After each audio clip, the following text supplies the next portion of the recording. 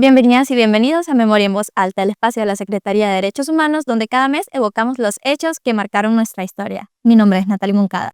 Yo soy Gabriel Galindo y este mes de octubre reflexionamos sobre las luchas en derechos humanos, libertad y justicia que ha librado nuestro país y el mundo. Así es, la memoria es compromiso y responsabilidad, así que acompáñenos en este recorrido histórico. Damos inicio y comenzamos con una efeméride que tiene mucho valor en nuestro país y a nivel centroamericano, y es que en octubre celebramos el natalicio de Francisco Morazán y Josefa Lastiri, esposa del paladín centroamericano.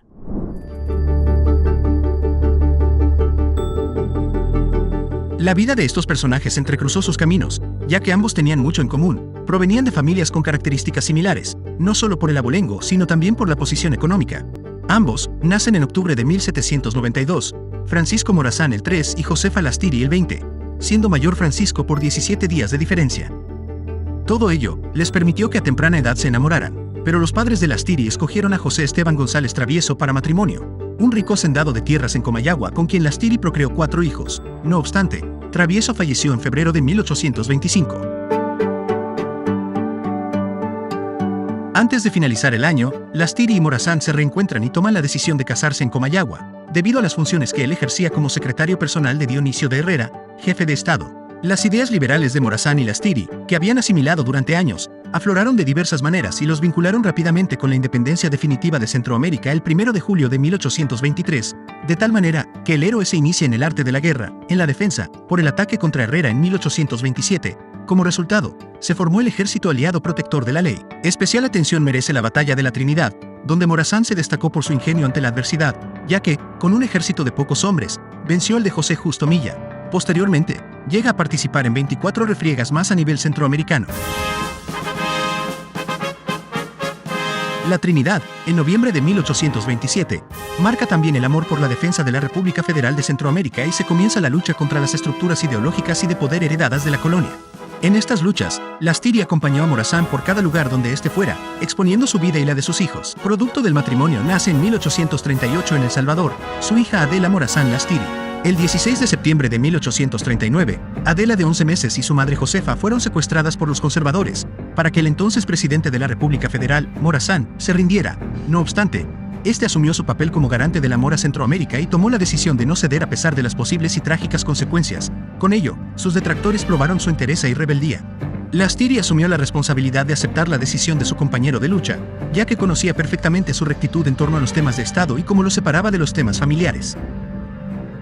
La talla del espíritu de rebeldía para transformar en una nación prominente a Centroamérica ha sido y sigue siendo admirada por muchos intelectuales como José Martí, héroe nacional de Cuba, Simón Bolívar, el libertador de América del Sur, Eduardo Galeano, escritor, y Pablo Neruda, poeta chileno, así como los hondureños Álvaro Contreras, Ramón Rosa, entre otros. Las reformas impulsadas por Francisco Morazán, como político y militar hondureño que gobernó la República Federal de Centroamérica entre 1830 y 1839, se centraron en varios aspectos claves. Educación. Se sustituyó la educación escolástica por la laica y científica. Libertades públicas. Se implantó un gobierno republicano de libertades públicas, de conciencia, de imprenta y de religión. Derechos fundamentales y del ciudadano. Se ratificó la igualdad ante la soberana majestad de la República y se proscribió la esclavitud. Separación Iglesia-Estado. Se instauró el matrimonio civil, se secularizaron los bienes de la iglesia y los cementerios y se suprimió el diezmo. Estas reformas buscaban transformar la sociedad colonial y construir un Estado nacional. Sin embargo, Centroamérica no estaba preparada para continuar con dichas transformaciones. Eran ideas muy avanzadas para una sociedad retrasada, dogmática y carente de educación. Todo lo anterior le costó su asesinato un 15 de septiembre en 1842. Esta se convirtió en una fecha de luto por la pérdida del héroe. A la muerte de Morazán, su legado se plasma en su testamento. Finalmente, Lastiri retorna en la goleta Coquimbo a El Salvador, lugar escogido por su valentía para que sus restos descansaran en paz. Allí finalizó sus días en la miseria. Murió en la ciudad de San Salvador el 15 de agosto de 1846. En cuanto a su hija Adela, quedó huérfana, de padre a los 4 años y de madre a 8 años. En suma, la muerte volvió a unir a Lastiri y Morazán, cuando el gobierno salvadoreño, en 1848, toma la decisión de que ambos debían estar juntos en su última morada, para reconocer las virtudes de tan ilustres ciudadanos de la historia patria centroamericana.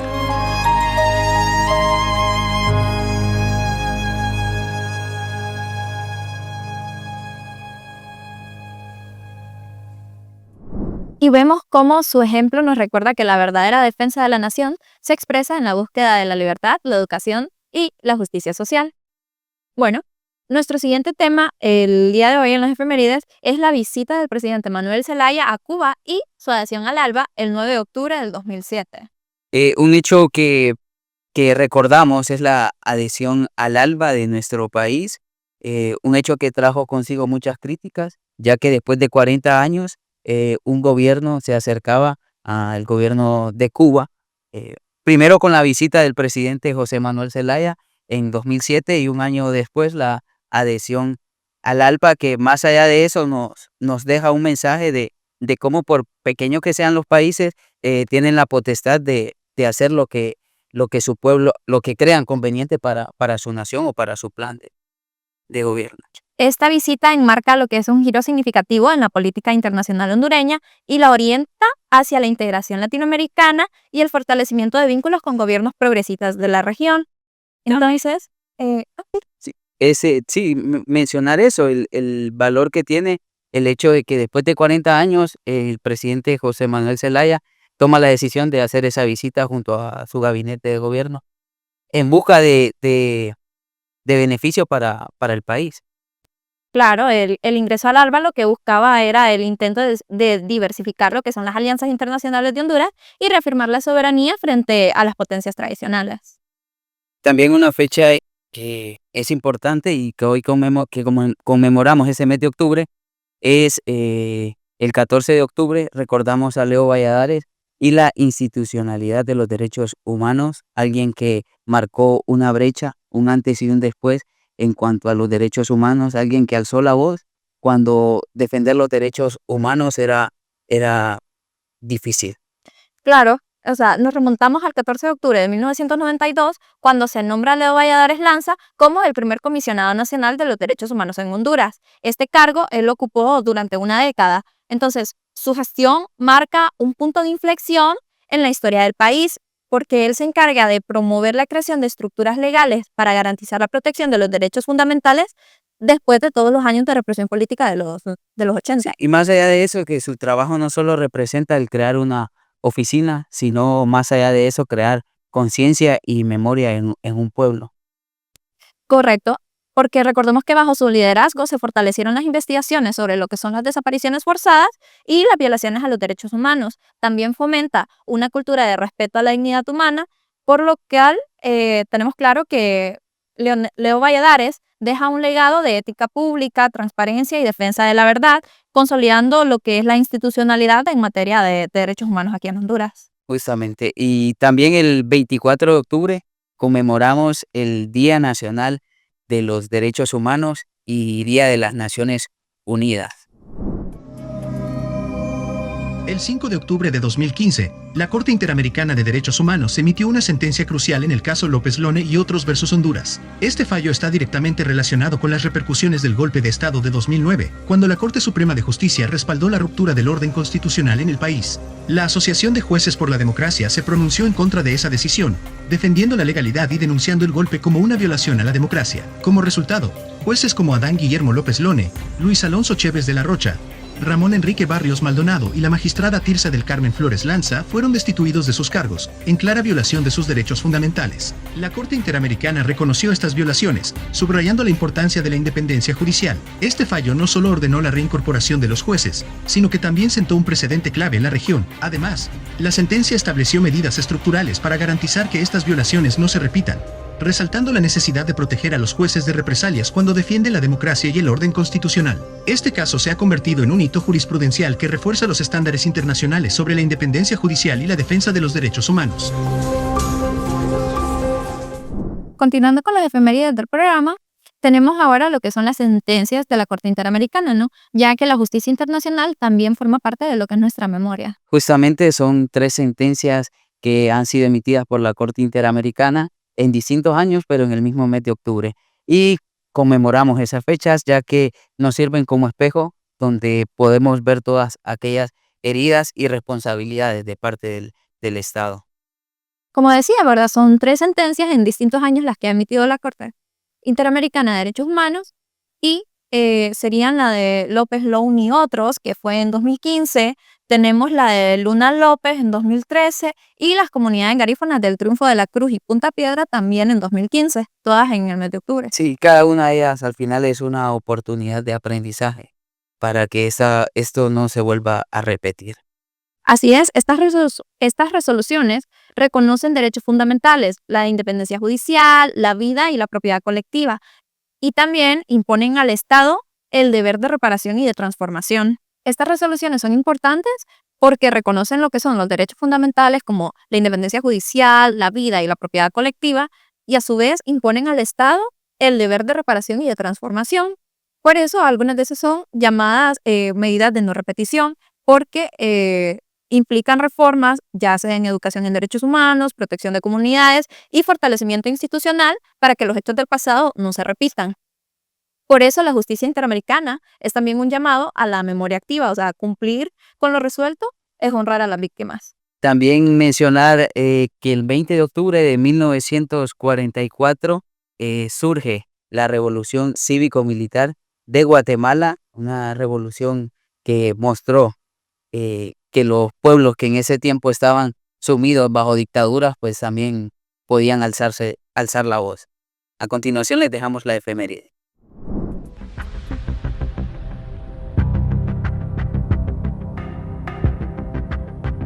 El 24 de octubre se conmemora la primera revolución democrática en Centroamérica. Nos referimos a la Revolución Democrática de Guatemala, liderada por los presidentes Juan José Arévalo y Juan Jacobo Arbenz. La Revolución Guatemalteca del 1944 derrotó los regímenes dictatoriales, la influencia norteamericana y el control oligárquico del Estado, y abrió paso a profundas transformaciones. Las acciones de la Junta Revolucionaria, definidas por el gobierno provisional, promovieron el establecimiento de un Estado democrático, descentralización de los poderes del Estado y separación efectiva, creación del cargo de vicepresidente, supresión de la reelección presidencial y el reconocimiento del derecho del pueblo a sublevarse contra esta, una nueva constitución y apoliticidad del ejército, organización democrática de las municipalidades, autonomía universitaria, reconocimiento legal de los partidos políticos, sufragio obligatorio y voto secreto para los alfabetos y público para los analfabetos, a nivel municipal, reconocimiento de los derechos ciudadanos de la mujer y administración pública no corrupta. El 8 de febrero de 1947 decretaron un nuevo Código del Trabajo. Este reglamento, junto con la Ley de Seguro Social, 1948, recogió aspiraciones fundamentales de los trabajadores, derecho de huelga, regulaciones laborales y salariales, libre sindicalización y un sistema de seguridad social. En cuanto a medidas adoptadas por la Revolución para la recuperación de la soberanía económica, pueden mencionarse el inicio de la construcción de la carretera al Atlántico y el Puerto Nacional de Santo Tomás, que debían romper el viejo monopolio ferrocarrilero de la IRCA, el proyecto de la hidroeléctrica de Jurún Marinala dirigida contra la Electric Bond and Share, así como la recuperación de los muelles de Champerico y San José, al caducar los respectivos contratos de sus concesionarios. Sin duda, la medida más radical del gobierno de Arbenz fue la Ley de Reforma Agraria del 17 de junio de 1952. Esta ley otorgó tierras y asistencia técnica y crediticia a los campesinos. Fue abolido el trabajo forzoso y todo tipo de explotación servil de los indígenas.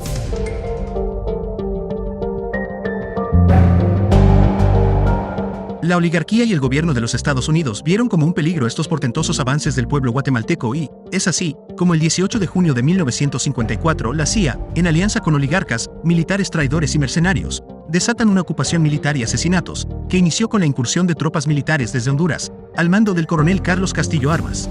Esta operación concluyó con el derrocamiento del presidente Arbenz y el establecimiento de un régimen dictatorial y corrupto hecho a la medida de la oligarquía y el imperialismo. Muchas de las conquistas del pueblo guatemalteco fueron eliminadas por los gobiernos dictatoriales que se dieron después del golpe de Estado militar e invasión norteamericana, planeada en Nicaragua. En este mes, celebramos con alegría que finalmente ha triunfado en Guatemala y llegará, muy pronto, a dirigir el país un proyecto progresista y democrático que trabajará por devolver la esperanza al pueblo de Guatemala, encabezado por el presidente Bernardo Arévalo.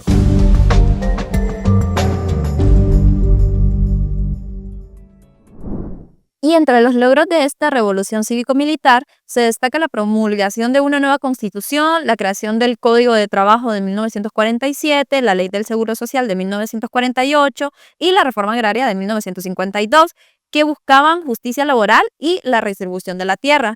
Aunque esto fue interrumpido por un golpe de Estado que fue apoyado por Estados Unidos en 1954, su legado aún se mantiene como un símbolo de de soberanía y justicia social. A 79 años, esta revolución continúa inspirando los ideales democráticos de Centroamérica. Justamente la revolución guatemalteca pues viene a tener un impacto positivo en los demás países de la región que también se encontraban sumidos en dictaduras. También recordar que en octubre, el 9 de octubre de 1967, fusilan a Ernesto Che Guevara, un líder de Latinoamérica que dentro de sus ideales estaba la búsqueda de la igualdad, la solidaridad y la justicia por los pueblos latinoamericanos. Bueno, dejemos que la efeméride nos diga un poco más, ¿no? Mejor. Habla Cuba, además, en su condición de país agredido. Sean siempre capaces de sentir en lo más hondo cualquier injusticia cometida contra cualquiera en cualquier parte del mundo. Es la cualidad más linda de un revolucionario. Esta frase del comandante Ernesto Che Guevara resume la esencia de los valores humanistas y la praxis revolucionaria del guerrillero heroico.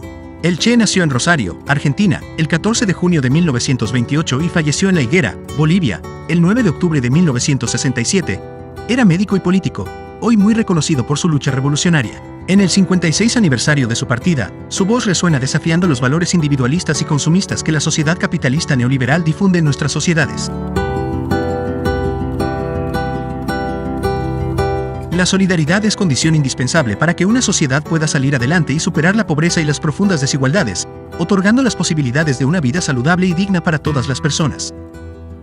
El Che Guevara participó en la lucha contra la dictadura de Batista en Cuba, promovió el desarrollo de la industria y la producción agrícola, trabajó hombro a hombro con los trabajadores cubanos y en una gesta internacionalista sin precedentes, cayó luchando por la revolución en Bolivia junto con otros patriotas bolivianos. Internacionalista ejemplar, hombre justo por definición, profundamente comprometido con la lucha por alcanzar la justicia social y la libertad para todos los pueblos del mundo, el Che Guevara se ha convertido en un referente moral para las nuevas generaciones. No por gusto dice la canción que pueden matar a ese hombre, pero jamás sus ideas.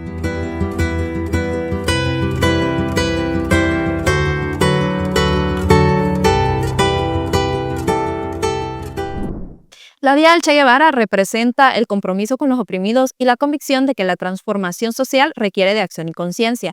A 56 años de su muerte, su pensamiento sigue inspirando muchos movimientos en América Latina, recordándonos que la solidaridad y la igualdad son valores esenciales para alcanzar sociedades más humanas y más justas. También el 25 de octubre de 1917 inicia la Revolución Rusa, una revolución que viene a cambiar la historia de los derechos de los trabajadores y de las mujeres y los pone en el centro de los derechos. Justamente los vamos a dejar con la efeméride, luego regresamos. Saludamos al pueblo ruso en esta importante fecha y reconocemos su aporte en la construcción del sistema de derechos humanos para todos los pueblos del mundo. Gracias a la Revolución Rusa se inicia el proceso de la aprobación de la segunda generación de derechos humanos, que tiene su antecedente en la Declaración de los Derechos del Pueblo Oprimido y Explotado, emitida por la Unión Soviética en enero de 1918. La revolución estableció el derecho al voto de las mujeres, el derecho al aborto y al divorcio. Asimismo, derechos como el descanso semanal remunerado, vacaciones, salario mínimo, licencia de maternidad, asistencia de salud y la seguridad en el trabajo, todos fueron instituidos como garantías. Producto de la Revolución de Octubre se realizó una completa reforma agraria y los derechos de la salud y educación públicas de calidad fueron asegurados. Antes de la Revolución de 1917, menos de 1% de la población rusa estaba alfabetizada. Posteriormente, ya en los años de 1970 el país se libró del analfabetismo. Antes de la Declaración de los Derechos del Pueblo Explotado y Oprimido, la concepción de los derechos humanos expresada en diferentes declaraciones era individualista y, desde ese enfoque, eran formulados los derechos civiles y políticos. Cada uno de esos precedentes representó una concepción individualista de los derechos fundamentales y, por lo tanto, no existía la visión de los derechos económicos, sociales y culturales. Por el contrario, en la Declaración Rusa se hizo eco de las reivindicaciones económico-sociales de la clase trabajadora y de la revolución industrial del siglo XIX en Europa. Y, por primera vez, se visualizó el comienzo de los futuros derechos económicos, sociales y culturales. Estos son el derecho al trabajo, a un salario digno, al descanso, a la jubilación, a la educación, a libertad sindical y al sufragio universal, derecho de participar de forma activa y pasiva en todo proceso electoral, en una época en que las mujeres no tenían el derecho al voto ni el derecho de asociación. Esta visualización constituyó la base de los derechos reivindicativos básicos de la clase trabajadora. En la época de la Revolución Industrial, esos derechos básicos no eran reconocidos. La clase trabajadora estaba sometida a una explotación económica y social. Es con base en la Declaración Rusa que se inicia, en el mundo, la inclusión en las constituciones de los derechos a la libertad, a la vida, los económicos, sociales y culturales. A 106 años de la Revolución de Octubre, conmemoramos el legado del pueblo ruso y nos comprometemos a seguir trabajando para que la vigencia de los derechos sea una realidad para todos los pueblos del mundo.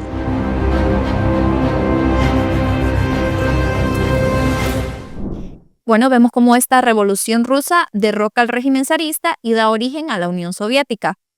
También permite el sufragio femenino, la jornada laboral limitada y la eliminación del analfabetismo. Su legado impulsa el reconocimiento internacional de los derechos colectivos y la justicia social, marcando un antes y un después en la historia del siglo XX. También tenemos hechos importantes ocurridos en el mes de octubre.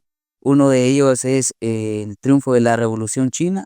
Y 3 décadas después, Estados Unidos devuelve el Canal de Panamá y con esto la soberanía de este país centroamericano. Ambos hechos representan el derecho de los pueblos a decidir su destino y consolidar su independencia. A su vez, también recordamos el atentado del 6 de octubre de 1976, donde una bomba destruye un avión en pleno vuelo sobre Barbados, donde mueren 73 personas. Este avión de una empresa cubana es un acto que nos recuerda la necesidad de rechazar toda forma de terrorismo y de violencia política.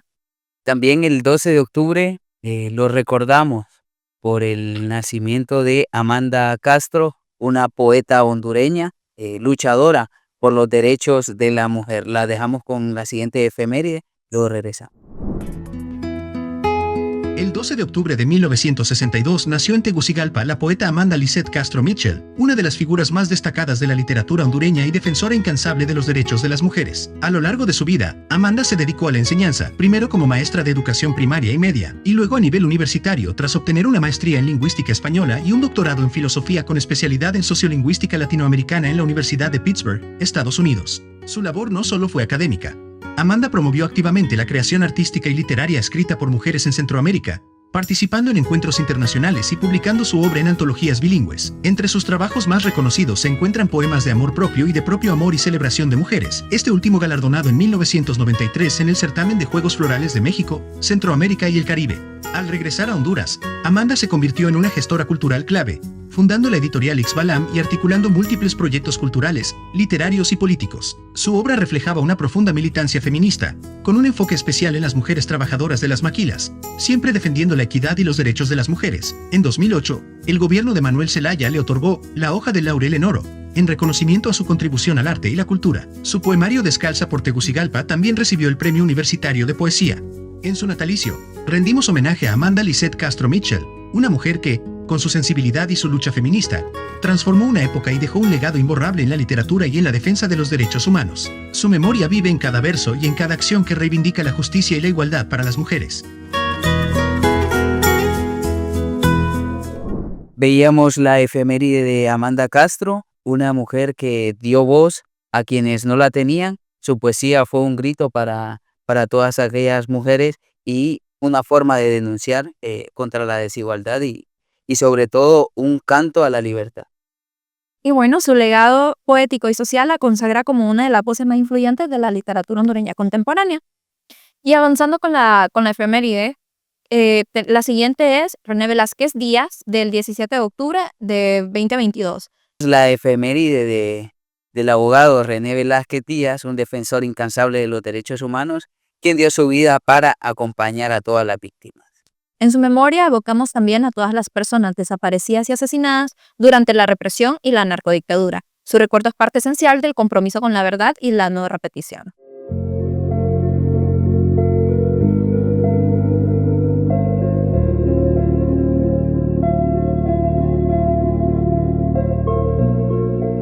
Dedicamos este espacio para recordar a las personas detenidas y desaparecidas en octubre durante la década de los 80s y los 90 en un contexto de graves violaciones a los derechos humanos. Cada nombre que aparece en esta lista simboliza la lucha por la verdad, la justicia un legado de resistencia que no debemos olvidar. Hoy, cada nombre en esta lista nos recuerda el sacrificio de quienes lucharon por la libertad y la justicia. Estas vidas, truncadas por la represión, representan el dolor de tantas familias que aún buscan respuestas. Este acto de memoria es un compromiso de nunca permitir que estas atrocidades se repitan. Que su recuerdo siga iluminando nuestro camino hacia un país más justo, donde los derechos humanos sean siempre respetados. Hemos llegado al final de ese episodio del podcast Memoria en Voz Alta y recordarles que la memoria no pertenece al pasado, es una herramienta para construir futuro. Agradecemos mucho que nos hayan acompañado en esta edición de Memoria en Voz Alta y desde la Secretaría de Derechos Humanos reafirmamos nuestro compromiso con la verdad, la justicia y la reparación integral. Hasta la próxima.